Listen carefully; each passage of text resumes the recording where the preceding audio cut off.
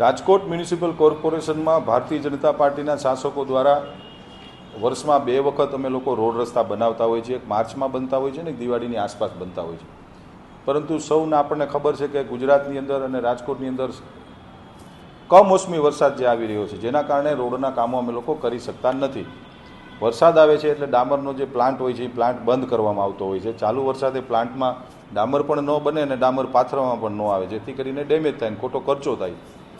આજરોજ સ્ટેન્ડિંગ કમિટીની બેઠક પૂર્ણ થઈ ગયા બાદ માનનીય મેયરશ્રીની અધ્યક્ષતાની અંદર રાજકોટ મ્યુનિસિપલ કોર્પોરેશનના 4 ડેપ્યુટી મ્યુનિસિપલ કમિશનર અને તમામ ઝોનના સિટી એન્જિનિયરોની બોલાવીને અમારા દ્વારા કડક સૂચનાઓ અમે આપી છે કે ફેબ્રુઆરી સુધીમાં રાજકોટના તમામ વોર્ડની અંદર જ્યાં જ્યાં રોડ રસ્તામાં ખાડાઓ પડ્યા છે, જ્યાં જરૂર પડે ત્યાં રોડ નવા બનાવો અને જ્યાં જરૂર પડે ત્યાં પેચવર્ક કરો.